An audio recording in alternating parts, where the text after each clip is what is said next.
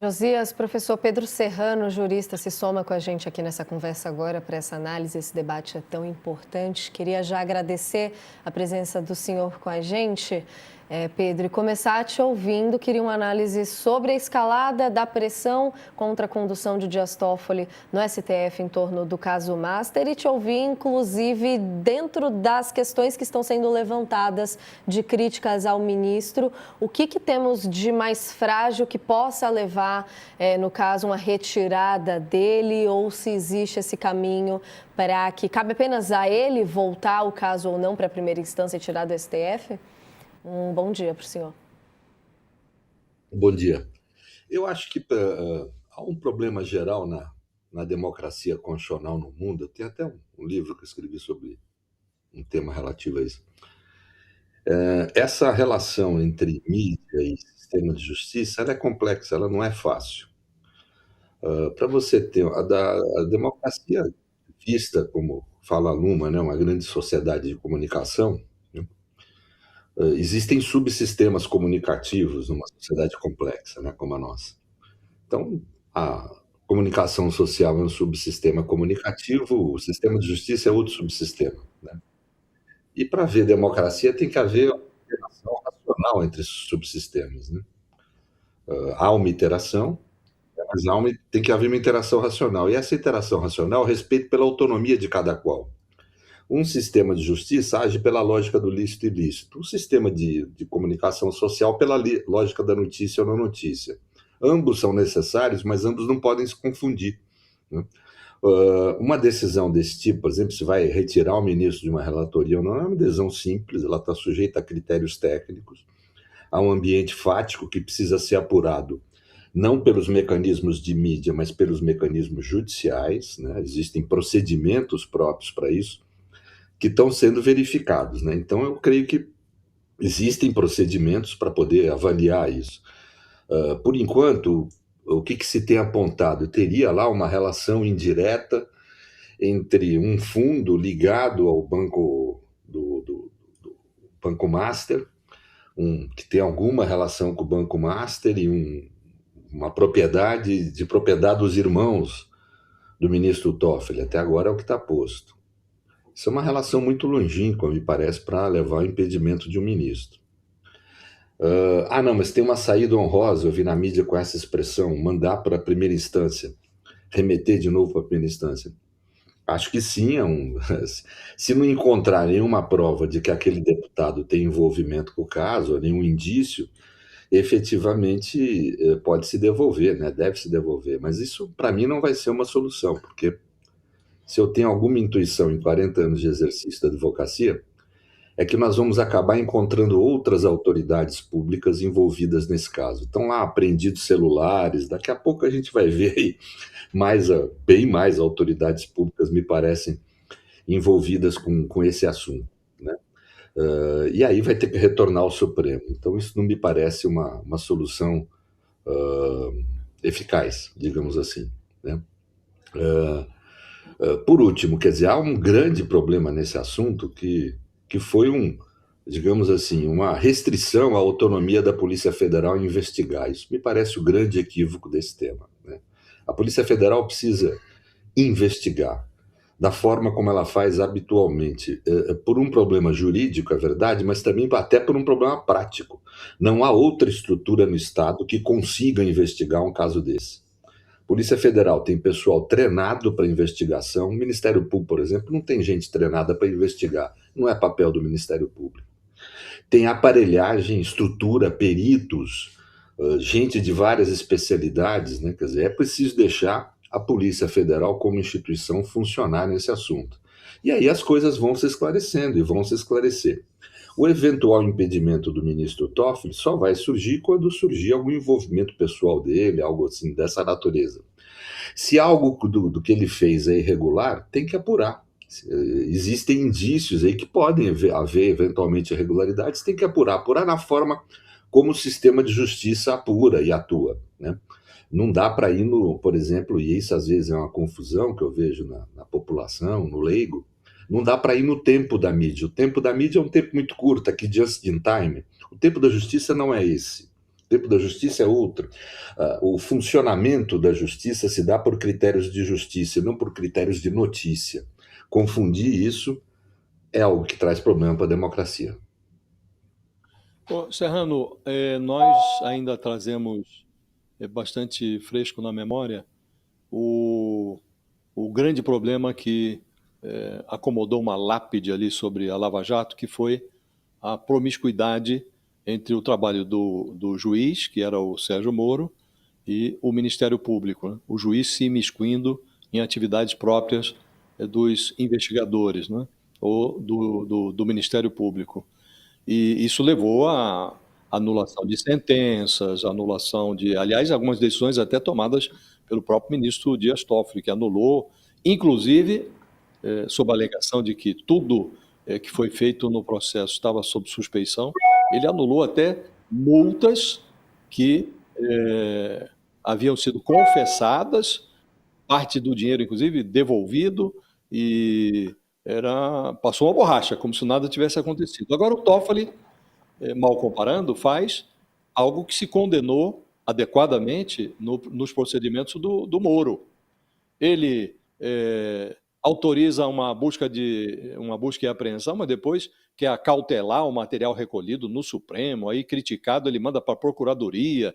Tem que deixar para a Polícia Federal, não lhe parece? Depois ele indica, ele próprio, os peritos que farão a inspeção do material apreendido, ao que deveria ser uma responsabilidade da polícia, que sabe qual é a mão de obra mais qualificada para fazer esse ou aquele trabalho. Quer dizer, não lhe parece que ele está extrapolando no que seria a atividade própria de um juiz? O juiz tem que autorizar as operações e verificar se está tudo dentro da normalidade, dentro da legalidade, dentro do devido processo legal. Não lhe parece que ele está extrapolando um pouco?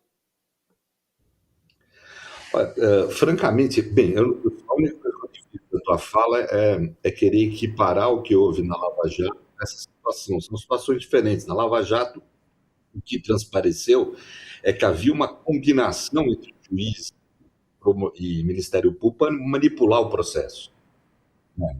Para conduzir o processo de uma forma que não se deve. Uma relação de promiscuidade, como você falou, entre o Ministério Público, portanto, é uma parte do processo, com o juiz, né? Então, não deve haver realmente. E o ponto de vista que eu divirjo, com todo respeito ao ministro Toffoli, é esse nível de... É o juiz querendo interferir, além do limite, na autonomia da Polícia Federal. Não é papel do juiz ficar entrando ao perito dessa forma, quer dizer... Mas mais do que isso, né? O que eu vi na mídia, em acesso ao caso, obviamente, ele é sigiloso, mas que mandou, vamos dizer, lacrar as provas e remeter para o gabinete dele. Não é esse, me parece, o comportamento adequado. Se o ministro acha que algum delegado, algum agente está agindo de forma irregular, ele tem os mecanismos próprios do sistema de justiça para apurar responsabilidades, etc. Né? Veja, irregularidades são praticadas por seres humanos. Uma instituição não se confunde com a pessoa, né? Então, se alguma pessoa está agindo de forma equivocada, pode ser sancionada, deve ser sancionada, afastada do assunto, etc. Mas a instituição tem que poder agir, né? E com essas, vamos dizer, limitações, a impressão que deixa, talvez não, mas a impressão que deixa é que dificultou a atuação da instituição Polícia Federal. Isso, nesse caso, é fatal, né? Porque é um assunto complexo, difícil, demanda experiência de investigação, estrutura técnica, aparelhagem. Só a Polícia Federal pode fazer essa investigação.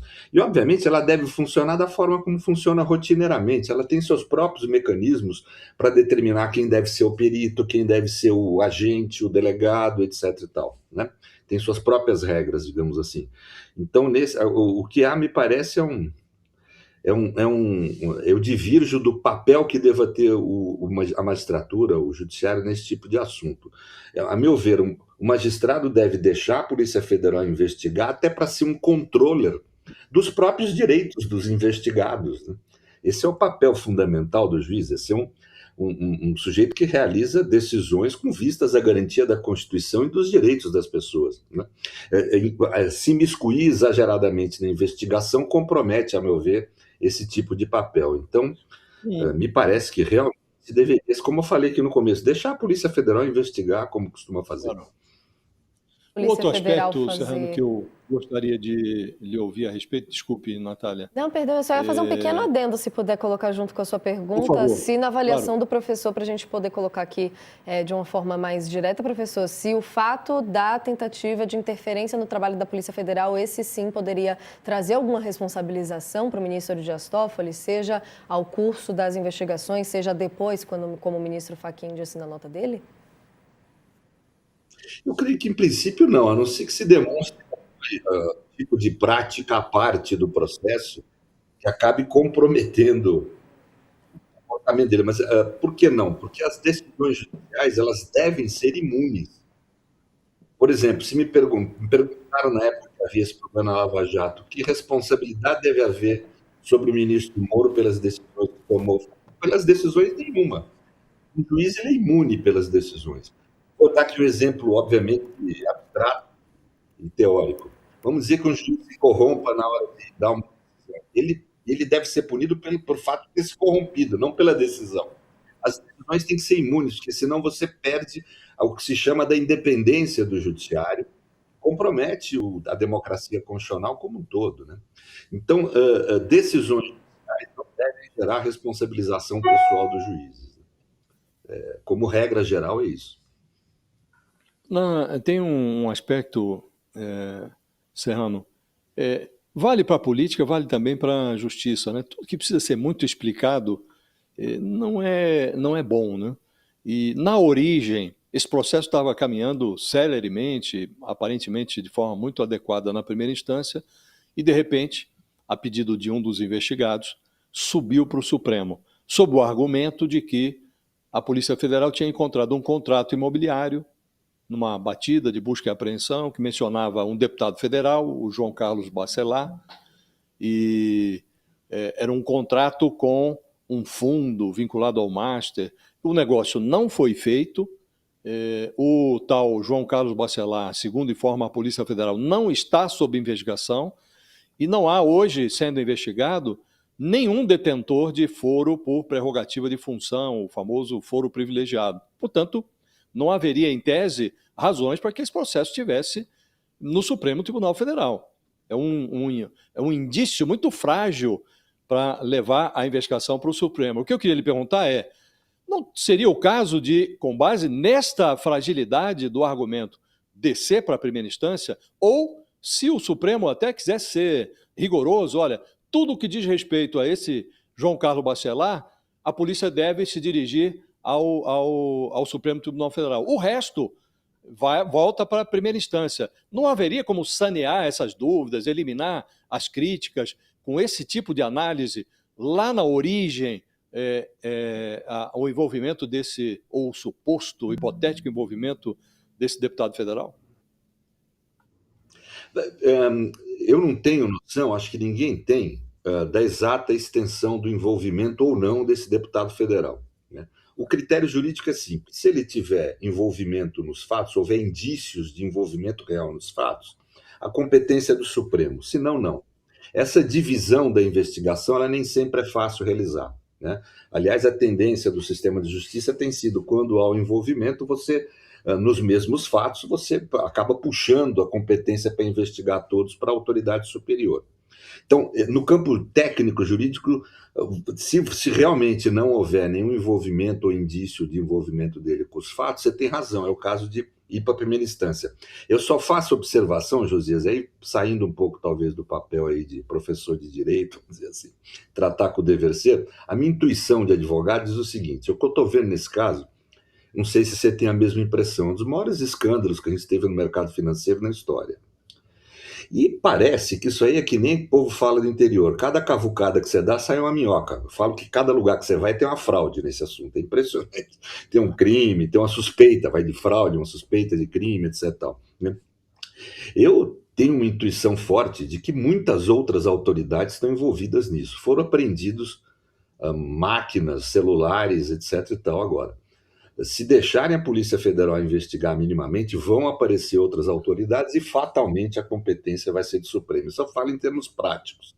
No plano jurídico, você deve ter razão sim, se realmente esse deputado não tem envolvimento nenhum, e com nenhum indício de envolvimento dele com os fatos. Eu tenho essa mesma impressão que você cultiva, Serrano, as vinculações políticas do Daniel Vorcaro, o banqueiro do Master, com o mundo da política, as vinculações dele com congressistas, com autoridades, elas são muito eloquentes, né? Então, muito provavelmente, aqui e ali pode surgir uma autoridade, né? Agora, essa percepção, não havendo um fato concreto, ela não pode justificar a atuação do Supremo, né? O Supremo tem que ser preto no branco, né? Aconteceu, surgiu o envolvimento, então vai para o Supremo. Não havendo o envolvimento ou havendo uma menção frágil num documento de um personagem que a polícia diz ainda não estar investigando, aí parece frágil demais, né, para ficar no Supremo. Sem dúvida, você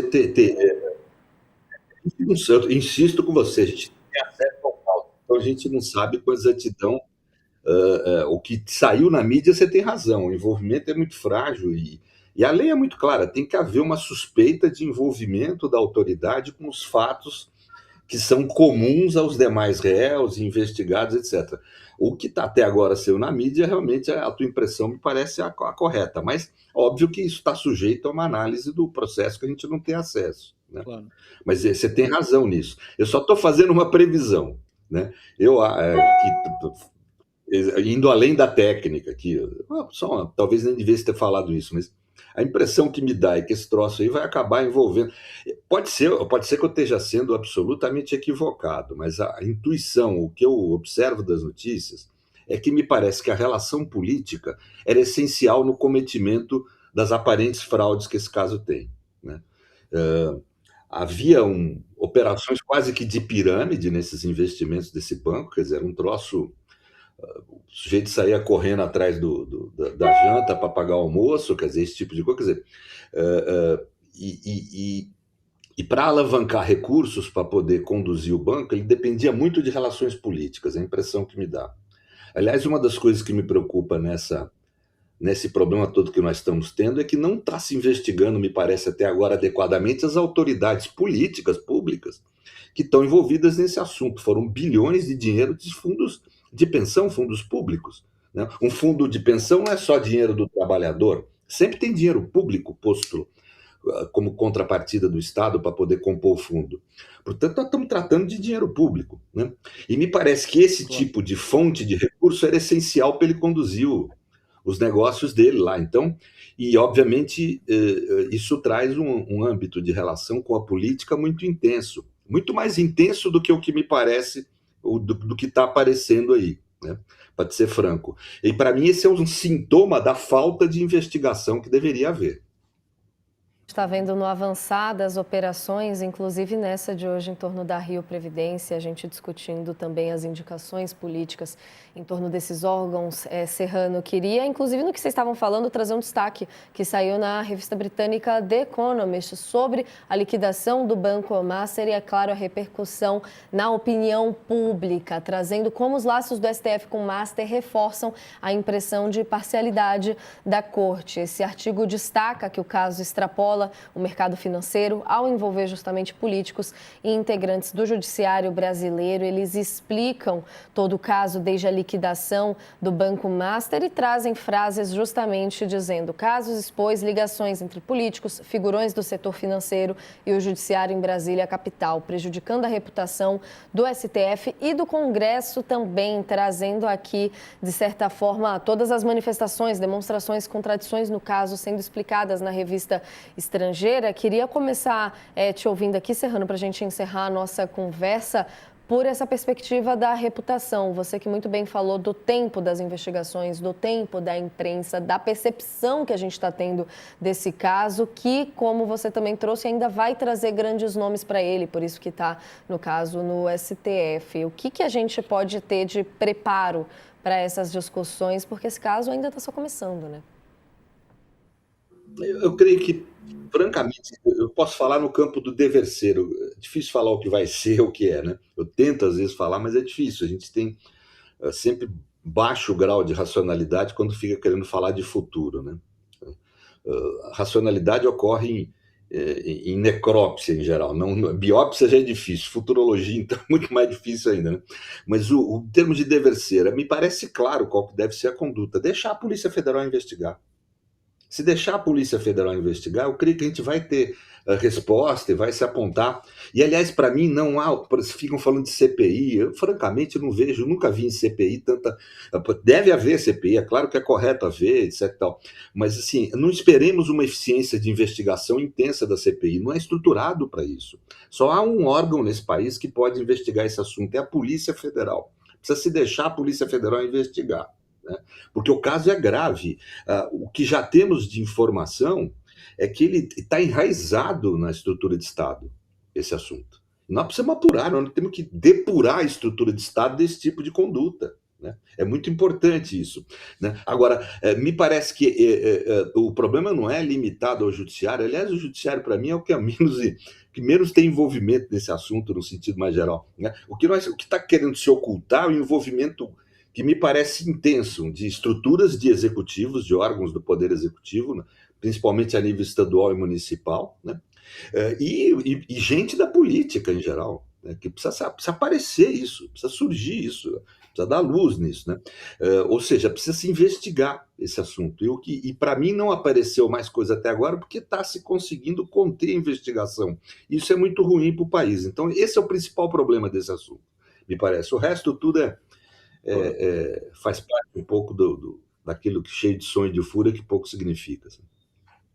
Serrano, à luz do que a gente conhece e do seu conhecimento técnico, sem futurologia, o ministro Fachin ele antecipou a volta das férias, do recesso, porque ele tentou, em conversas ali com os demais ministros do Supremo, azeitar, colocar de pé aquele código de conduta que ele vem defendendo aí desde antes até de tomar posse como presidente do tribunal, né? E a gente já tem aí a LOMAN, né, a lei que regula aí a atuação dos magistrados. O próprio Código de Processo Penal traz uma série de regras, de normas, de procedimentos, né?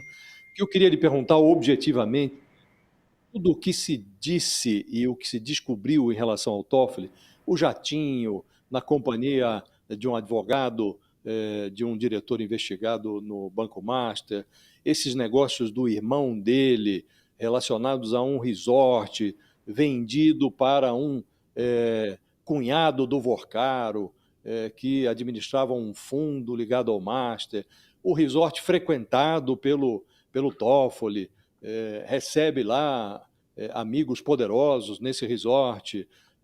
Essas coisas que foram descobertas, associadas ao fato de que o ministro tomou decisões que foram, no mínimo, controversas nesse inquérito sobre o Banco Master, isso poderia justificar uma ação com base na LOMAN, no Código de Processo, ou até no regimento interno do Supremo, uma ação qualquer do tribunal para retirar do Toffoli essa relatoria ou não? O que poderia ser feito para evitar essa saraivada de críticas hoje direcionadas ao Supremo?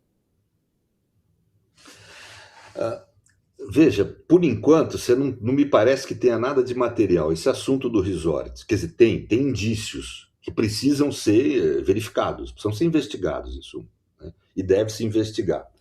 Mas é limitado a isso, quer dizer, você ainda não tem uma demonstração clara do impedimento dele. Tornar um ministro do Supremo impedido para ser relator de algo sem ele se declarar impedido é algo raro e algo que tem que ser tido com muito comedimento, né? Então você ainda não tem, vamos dizer, a demonstração disso, mas existem procedimentos dentro do Supremo que podem levar a isso, e é possível sempre se investigar e verificar, até porque o que se sugere, ou o que você está sugerindo na tua fala, é uma irregularidade que vai além do problema de estar impedido, né? Precisa ser verificado isso, investigado, mas por enquanto ainda acho insuficiente para se cogitar essa hipótese do ministro estar como suspeito, né, nesse assunto. Não me parece que ainda seja o caso, né? Agora, o Código de Conduta, ele é diferente. ele é muito adequado, seria muito bom a gente ter um código de conduta, porque ele serve para regular, não aquilo que está regulado na LOMAN, porque ele não precisa, ou nem aquilo que está regulado nas leis e na Constituição. Ele serve para regular aquelas condutas que não são ilegais, mas que são inadequadas de você ter por parte de um magistrado, né? Inclusive, eu acho que deveria haver código de conduta em todos os tribunais do Brasil. É óbvio que existe um debate a se realizar. Qual que vai ser o enforcement desse código? Vai o CNJ ser responsável? Vai ser o próprio Supremo? Desobediências graves ao código vão poder gerar crime de responsabilidade de ministro e gerar impeachment. A gente tem que. Tudo é debate do que você tem que ter, mas que tem que haver o código de conduta, Josias, isso não é secundário. Né? E o argumento de que é inadequado ele surgir agora, porque agora o judiciário está sob pressão, me desculpe, é assim que surge esse tipo de regulamentação. Nos Estados Unidos, o Código de Conduta da Suprema Corte surgiu quando estava aquele juiz da Suprema Corte envolvido naquela situação indelicada, digamos assim, ó, constrangedora. Né? Então, é nesse tipo de situação que surgem esses códigos. Nós temos que debater esse assunto, inclusive no plano social, porque da sociedade como um todo, porque isso é interesse de toda a sociedade. Né? Você deu alguns exemplos, existem vários outros. Né? Eu sou professor universitário há décadas, sabe, José? Eu vou fazer 40 anos daqui a 2, 3 anos como professor universitário. Frequento eventos acadêmicos como cotidiano. Não é normal haver evento acadêmico com um palestrante indo para aqueles baitas hotéis, com festa, promovido por 1000 empresas, no exterior para debater direito brasileiro. Tudo isso é coisa que não é compatível. Não tem nada de legal nisso, mas não é compatível com a conduta, vamos dizer, espartana que deve ter um juiz. Quem faz opção para ser juiz na vida faz opção por um sacerdócio, por um modo de comportamento mais discreto, mais limitado materialmente. Faz parte da opção. Né? Ninguém é obrigado a ser juiz, não existe essa obrigação, não é que nem serviço militar. Né? Então, em suma, tem situações aí que o código de conduta ajudaria muito a regular. E vou dizer mais, eu acho que o grande esforço teria nisso, não para irregularidades cotidianas, mas se houvesse algum comportamento ofensivo ao código grave, doloso, eu acho que poderia ser um fator de justificação, de caracterização de crime de responsabilidade para o impeachment, assim. Debate que a gente tem que fazer a parte aqui de complexo e necessário. Professor, queria te agradecer demais a presença com a gente aqui no All News. Até uma próxima oportunidade. Muito obrigado Obrigado, por tudo. professor.